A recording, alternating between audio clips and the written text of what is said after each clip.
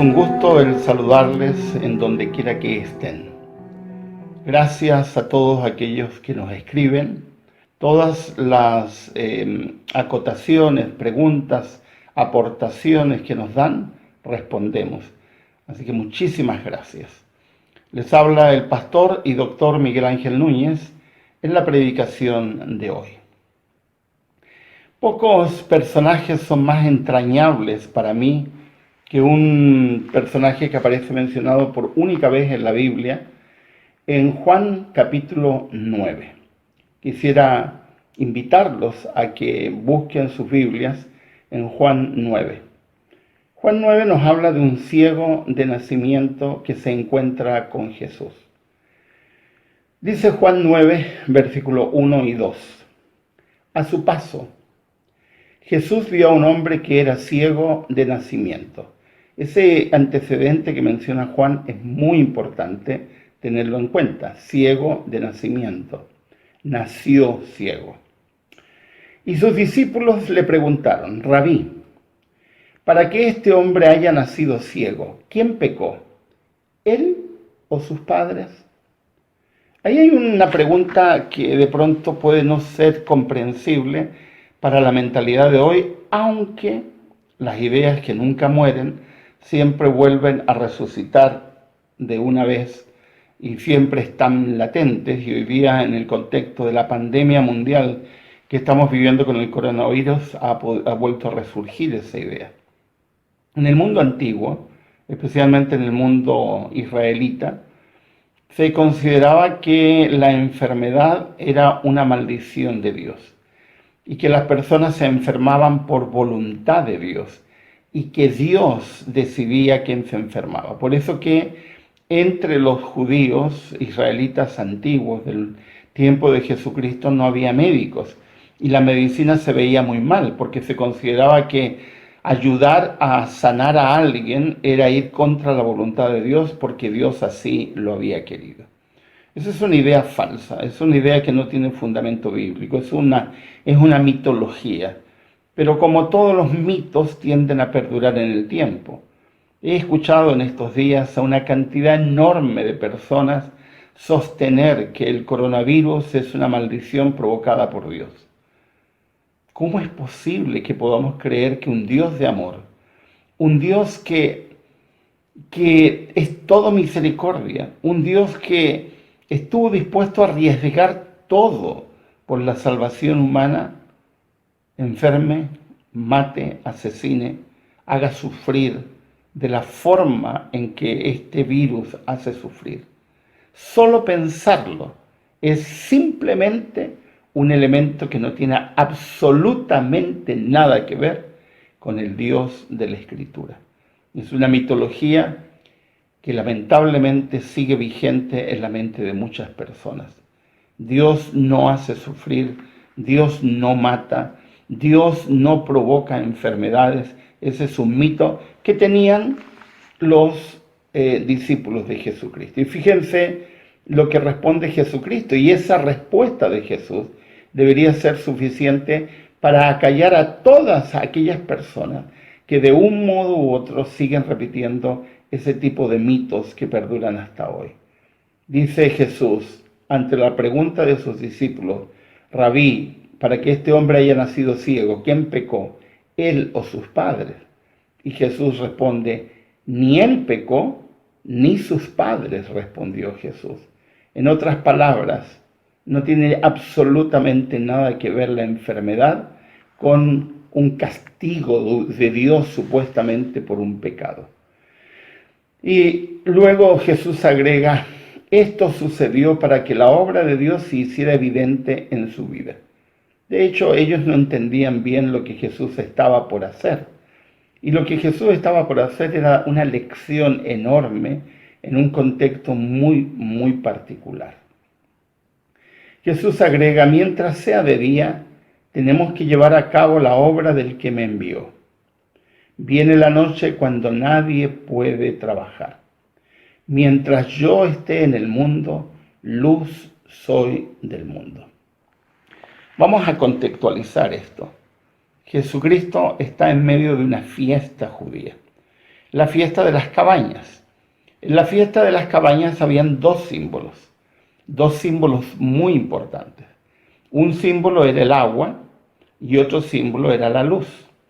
De alguna manera esos símbolos se celebraban en esa fiesta como una manera de recordar el Éxodo. De hecho, se llamaba Fiesta de las Cabañas porque durante varias semanas toda la gente se iba a dormir a enramadas, a cabañas hechas con ramas, como una manera de educar a los hijos y enseñarles que Dios había guiado al pueblo a través del desierto. Y como Dios había provisto el agua, y como Dios había provisto la luz, el agua porque Dios de una manera milagrosa les daba agua en el desierto, y la luz porque los acompañaba durante la noche, una gran nube de fuego que iluminaba todo el campamento, que recuerden no eran cientos de personas, sino eran probablemente unos 3 millones de personas en el desierto, así que imagínense la luminosidad. Así que en la fiesta de las cabañas habían dos símbolos que celebraban lo que Dios había hecho con el pueblo de Israel en el Éxodo, el agua y la luz. Y Jesús, en el milagro que realiza con este ciego, de alguna manera hace que sus mentes se vuelquen en el verdadero sentido del agua del desierto y de la luz. Parte diciéndoles, yo soy la luz del mundo. Es decir, Jesús se apropia, se hace de él un símbolo que era de la fiesta religiosa, como hizo con todas las fiestas religiosas de Israel. Dicho esto, escupió en el suelo, hizo barro con la saliva y se la untó en los ojos del ciego. Aquí voy a hacer un paréntesis cortito. Hay gente mística con ideas absurdas que no tienen ni fundamento bíblico ni lógico, que suponen que la saliva de Jesús tenía algún efecto milagroso y que la saliva de Jesús tenía un elemento mágico. Esas son tonterías, no hay ningún elemento ni lógico, ni bíblico, ni de sentido común, ni científico que pueda avalar eso. Jesús era un ser humano, plenamente Dios, pero no usaba su divinidad, plenamente humano, así que no había nada de milagroso en la saliva. Lo que Jesús está dando es una lección objetiva para que entiendan el sentido de la lección. Cuando formó el barro, sin decir lo que iba a hacer, unta con el barro que había formado con su saliva los ojos del ciego y le dice, ve y lávate en el estanque de Siloé. Siloé significa enviado. Dos cosas. En primer lugar, el ciego no habla. Hasta aquí no habla nada. Pero el ciego escucha. Ha estado escuchando lo que Jesús dice y por primera vez escucha a alguien que dice, este hombre es inocente, no ha pecado ni él ni sus padres.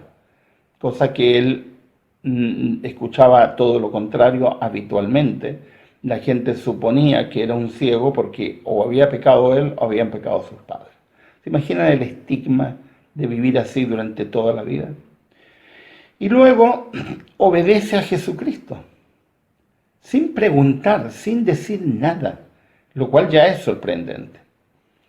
Pero también es sorprendente la orden que da Jesús. En Jerusalén habían dos estanques famosos. Habían otros, pero los más famosos eran dos.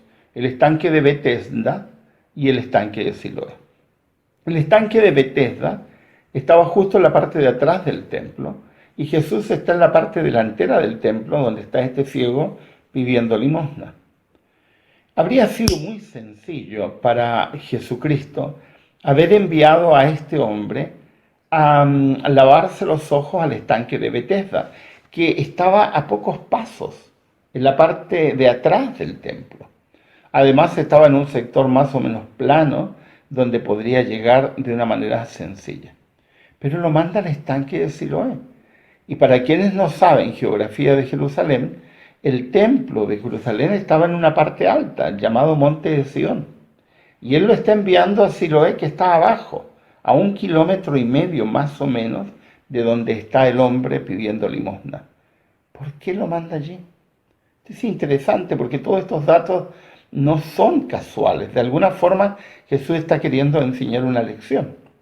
Ahora, es difícil para una persona vidente bajar en una cuesta, ahí no había un camino asfaltado, era simplemente sendero.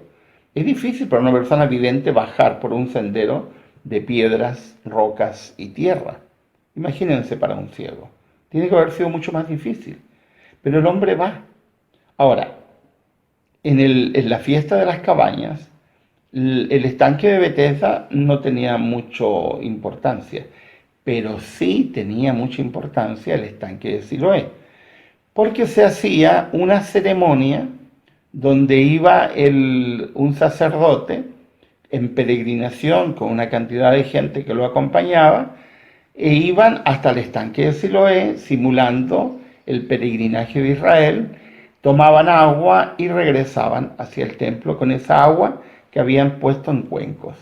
De alguna forma era una manera de simbolizar el paso por el desierto, que era el símbolo de las cabañas, el agua y la luz. No lo olviden, que eso es muy importante.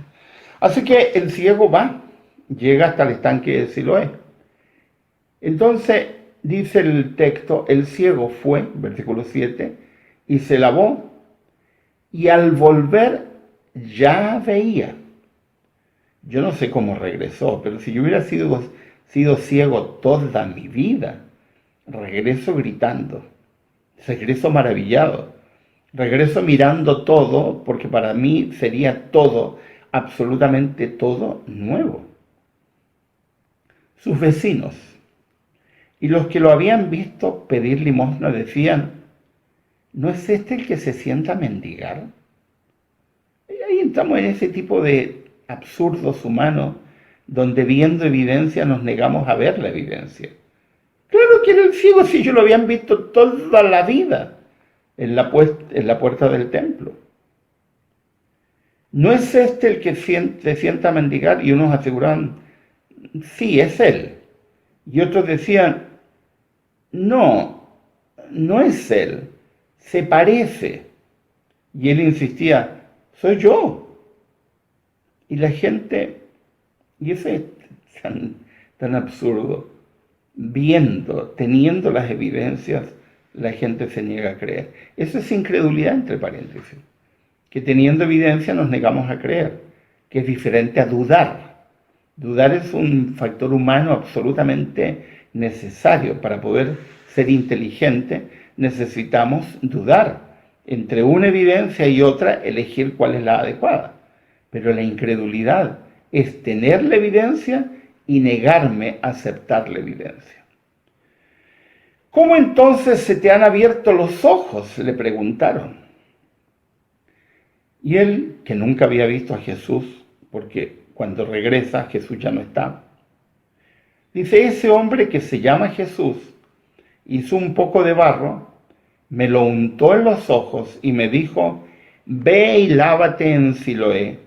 Así que fui, me lavé y entonces pude ver. ¿Y dónde está ese hombre?, le preguntaban. No lo sé, respondió. Ahora fíjense que él no está diciendo absolutamente nada fuera de lugar, ni está agregando ni está quitando, le está diciendo exactamente lo que ocurrió. ¿Y qué es lo que ocurrió? Jesús tomó barro, se lo untó en los ojos y lo mandó a lavarse. Seguramente fue sobre la ceja, porque hubiera sido dentro de los ojos, habría sido a lo mejor doloroso, no sé. El asunto es que hay agua, el agua que limpia, y cuando el hombre se limpia la cara, ve luz. No lo olviden, dos elementos importantes. Ahora, ¿qué hace la gente? La gente hace lo que siempre hace. Es decir, meterse en líos que no le corresponde y hacer nada, o sea, hacer problemas de nada. Dice, llevaron, ¿quiénes? Los que lo están interrogando, la gente. Llevaron ante los fariseos a que había sido ciego. Era sábado. Es tremendamente importante ese dato. Era sábado cuando Jesús hizo el barro y le abrió los ojos. Por eso los fariseos a su vez le preguntaron cómo había recibido la vista. Y el ciego vuelve a repetirlo por enésima vez. Me untó barro en los ojos, me lavé y ahora veo. Exactamente lo que ha ocurrido. Algunos de los fariseos comentaban, ese hombre no viene de parte de Dios, porque no respeta el sábado. Y aquí vemos cómo es de ridícula la mente humana. Han visto durante años a ese hombre sentado en las puertas del templo, pidiendo. Saben, tienen certeza total de que es ciego. Ahora están viendo un milagro. Ese hombre está viendo y lo único que ha dicho, me puso barro, me lavé y vi. Pero dejan de ver el milagro. No les interesa el milagro. Lo único que les interesa es que es sábado y que Jesús hizo barro en sábado. Los fariseos tenían cientos de normas para el sábado y habían hecho del sábado una carga, así como muchos guardadores, tanto del sábado como del domingo, han hecho del día de reposo una carga. Y han convertido en un símbolo, como es el símbolo del reposo, que es Jesucristo, lo han convertido en algo gravoso, en algo que es una carga, que es difícil.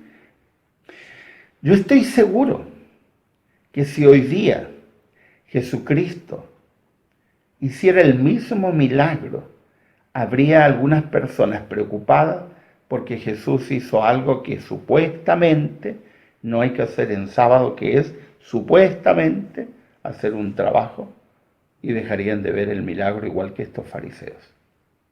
Porque ante el milagro lo único que importa es la norma. Y cuando la norma es más importante que las personas, el día sábado, el día de reposo, no tiene ningún valor, ningún sentido. Y eso es absolutamente triste, porque no entienden el símbolo. ¿Cómo puede un pecador hacer semejantes señales?, decían otros. Y había desacuerdo entre ellos. Claro, había gente más inteligente que otros y decían, bueno, ya supongamos que es pecador, que transgrede el sábado, pero ¿cómo puede un pecador hacer esto de sanar a un ciego? ¿Cuándo se ha visto? Le interrogaron de nuevo al ciego, versículo 17. Una vez más. A estas alturas no sé cuántas veces el ciego debe haber contado la misma historia. ¿Qué opinas tú de él? Fue a ti quien te abrió los ojos. Y el ciego contesta lo que es lo más lógico. Yo digo que es profeta, contestó.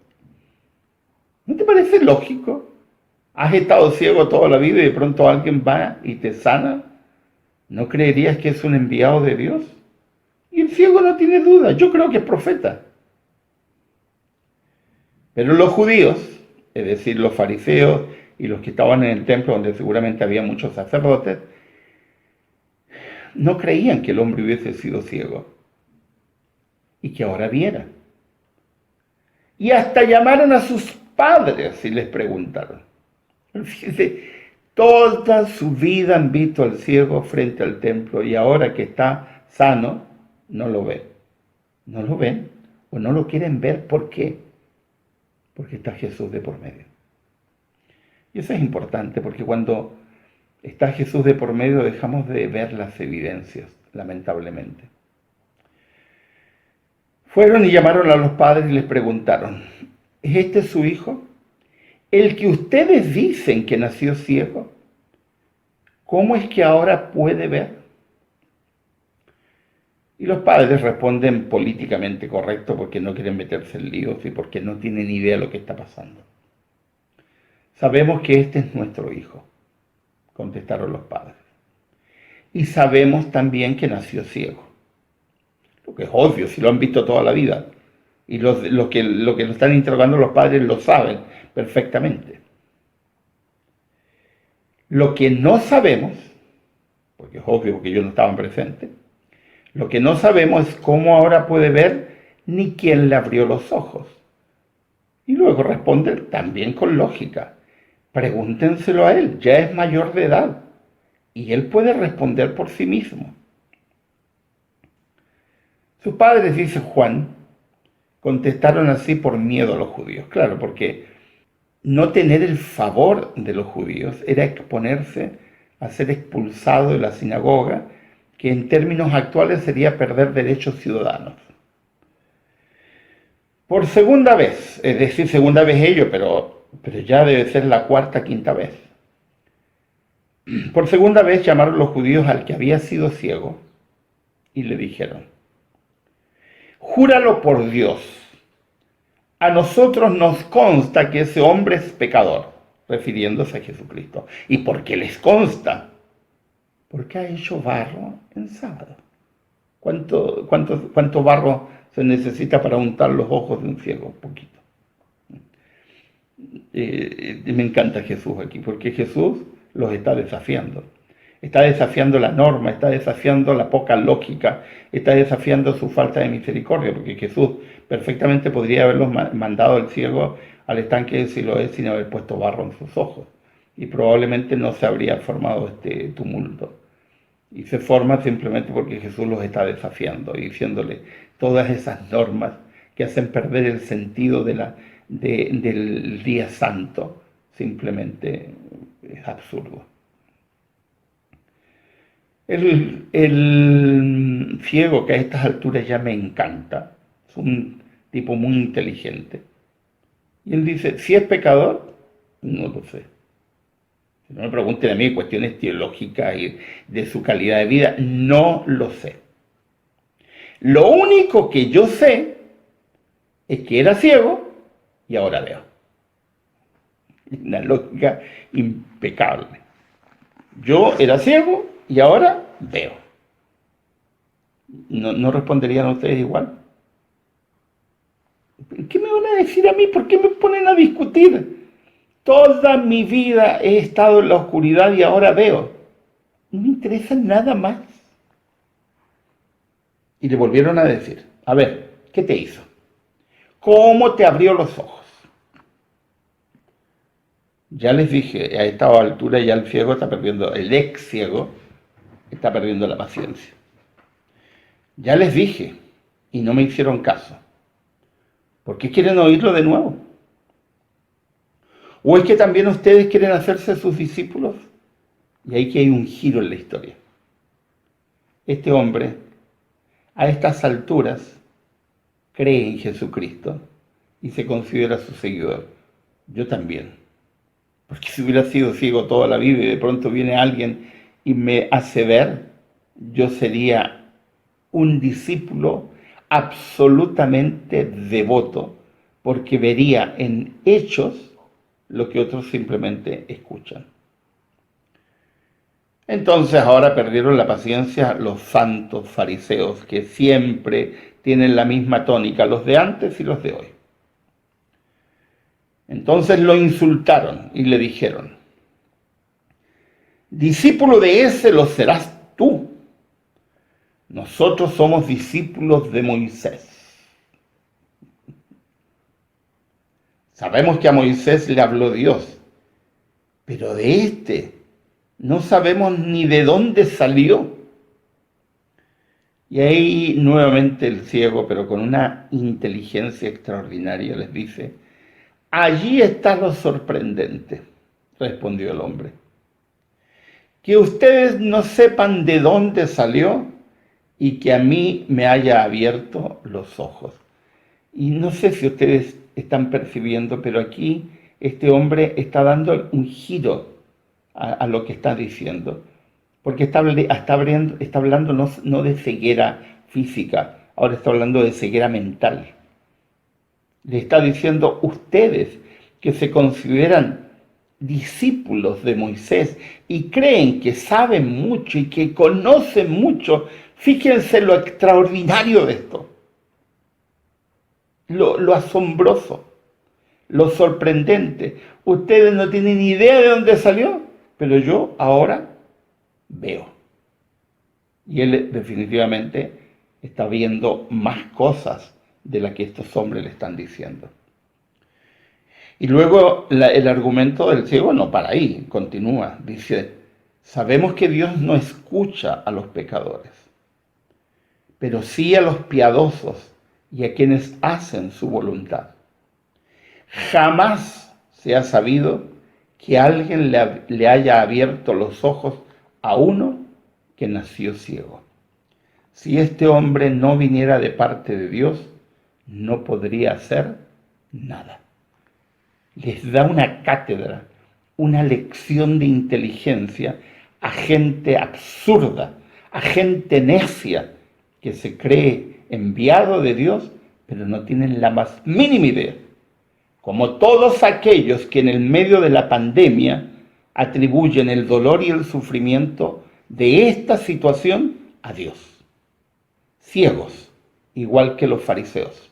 Ciegos, igual que toda esa gente que no conoce a Dios. Y este ciego le bastó un milagro en su vida para entender la lógica impecable que hay aquí. Si Jesús no viniera de Dios, no podría haber hecho lo que hizo. Y ellos replicaron, tú, que naciste sumido en el pecado, vienes a darnos lecciones a nosotros, y lo expulsaron. La mayor ceguera no es la ceguera física. La mayor ceguera es la ceguera mental. Los ciegos más peligrosos dentro de la comunidad cristiana mundial no son los que no ven físicamente. Son aquellos que están tan entenebrecidos en sus ideas y en sus conceptos torcidos que engañan, que maltratan a la gente. En estas semanas, aunque no he tenido mucha paciencia para escuchar todo, he escuchado partes de mensajes dados por, entre comillas, predicadores, a mi gusto, pseudo predicadores, que atribuyen el dolor y el sufrimiento causado por el coronavirus a Dios, que consideran que el coronavirus viene de Dios y que Dios está condenando a este mundo y Dios está haciendo sufrir a las personas que supuestamente se han alejado de la voluntad de Dios. Yo les pregunto a esa gente necia, ciegas, de mente entenebrecida, ¿cómo puedes creer en un Dios de amor, en un Dios de misericordia y a su vez creer en un Dios destructor, vengativo, torturador, que supuestamente asesinaría a niños, madres, padres y algunas personas pasando por sufrimientos indecibles? Queridos, queridas que están escuchando, no sean ciegos como los ciegos reales que había allí en esta historia, que no era el ciego que fue sanado, porque ese ciego era mucho más inteligente y tenía mucho más discernimiento y mucha más capacidad de comprensión que los maestros religiosos de ese tiempo. Y hay gente sencilla hoy que tiene más sabiduría que algunos supuestos maestros. Están trayendo dolor y sufrimiento, cargando a la gente de culpa de situaciones que no tienen absolutamente nada que ver con Dios y que son simplemente consecuencias de situaciones que los seres humanos provocamos y de situaciones que tienen que ver con el pecado arraigado por acumulación de miles de años. Jesús, que no deja de ser Jesús, tierno y amable. Jesús se enteró de que habían expulsado a aquel hombre. Entre paréntesis, esto de expulsarlo es probable que no lo logren entender, porque no se trata de que lo echaron del templo, no, no, la expulsión corresponde a lo que en la Edad Media empezó a llamarse excomulgación, fue excomulgado, es decir, fue expulsado de la comunidad judía. Eso significa que a partir de ese momento era considerado un gentil sin ningún derecho dentro del pueblo. No podría vivir entre judíos, tendría que irse lejos. Pero el ciego diría, ¿y a mí qué me importa si ahora veo? Antes era ciego, ahora veo. Jesús lo buscó. El hombre, fíjense, nunca antes ha visto a Jesús, solo lo escuchó. Cuando Jesús lo encuentra, le pregunta, ¿crees en el Hijo del Hombre? Hijo del Hombre es una expresión que aparece en el libro de Daniel, que usa Jesús para sí mismo y que los judíos sabían que se refería al Mesías. Así que cuando él está preguntando, ¿crees en el Hijo del Hombre? Dice, ¿crees en el enviado de Dios? ¿Crees en el Mesías? Y él le pregunta, no estando muy seguro, porque nunca ha visto a Jesús y ahora tiene una leve sospecha que está delante de él porque un poco reconoce su voz, pero nunca lo ha visto. Y él le pregunta, ¿quién es? Señor, dímelo, para que crea en él. Pues ya lo has visto, le contestó Jesús, es el que está hablando contigo. Y el hombre hace algo extraordinario, que demuestra no solo su inteligencia, sino su sensibilidad frente a Dios. Creo, Señor, declaró el hombre, y postrándose lo adoró. Es la primera vez en el relato bíblico cuando un hombre se postra delante de Jesucristo y lo adora como Dios. La primera vez. Eso demuestra la sensibilidad, la inteligencia de este hombre que había sido ciego y que ya no lo es más. Entonces Jesús le dice a ese hombre inteligente, sabio, que no sabemos qué ocurrió con él porque no hay más antecedentes bíblicos sobre él. Tengo unas ganas de conocerlo cuando Jesucristo venga, lo va a dar un abrazo, porque es un símbolo de inteligencia y de sentido común y de sensibilidad. Yo he venido a este mundo para juzgarlo, para que los ciegos vean y los que ven se queden ciegos. Es una paradoja de la que acaba de pasar. Es decir, el ciego dejó de ser ciego y ve muchísimo más que aquellos que dicen ver, pero que en realidad están ciegos. Algunos fariseos estaban presentes con él, porque están viendo lo que está ocurriendo, y al oírlo hablar así le preguntaron, ¿qué? ¿Acaso nosotros somos ciegos? Y Jesús le contesta con una ironía, muy fina, muy inteligente. Si fueran ciegos, no serían culpables de pecado. Pero como afirman que ven, su pecado permanece. En otras palabras, como creen ver, pero no ven, eso los hace ciegos. Pero si hubieran nacido ciegos, no tendrían pecado, nada. Simplemente sería ceguera. Pero el problema de su ceguera es que es una ceguera de acá. Es una ceguera de aquí. Y esa es la ceguera más peligrosa. A lo largo de los siglos han habido muchas pandemias. A lo largo de los siglos han habido muchos momentos de dolor y sufrimiento, no solamente provocados por enfermedades, también por guerras, por conflictos sociales, etc.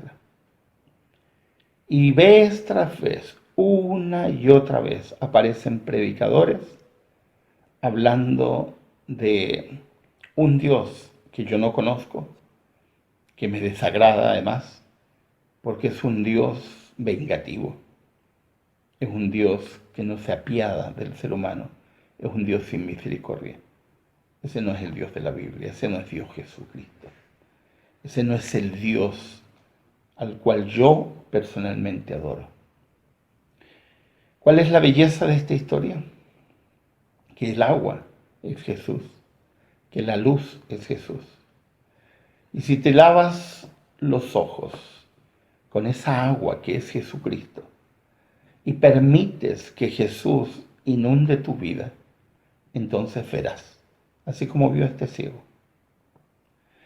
Pero si te niegas a creer las evidencias y te niegas a aceptar a Jesús, seguirás siendo ciego y no verás, aunque tengas las evidencias frente a ti. Hay una tremenda lección para nosotros hoy día. Creer que Dios es un Dios de venganza, es un Dios asesino y torturador universal, no solamente es una herejía de grueso calibre, desfigura, tuerce, no solo la Escritura, sino al Dios magnífico en el cual creemos. Dios es amor, nunca lo olviden. Y este Dios de amor, de misericordia, hace milagros. ¿Cuándo? Cuando Él quiere. No cuando yo lo pida, cuando Él quiere. Bajo circunstancias que Él sabe, que Él conoce. El coronavirus, como todas las pandemias que ha enfrentado este mundo, trae mucho dolor, mucho sufrimiento. Pero no tiene absolutamente nada que ver Dios con ese dolor y sufrimiento. Dios sufre, sí, con nosotros. Dios nos acompaña. Dios nos abraza. Dios nos cobija. Dios nos apapacha, como dicen los mexicanos. Nunca, nunca, absolutamente nunca nos hace sufrir. Jesús, Dios, te abraza y te dice, como a este es ciego, ¿crees en el Mesías?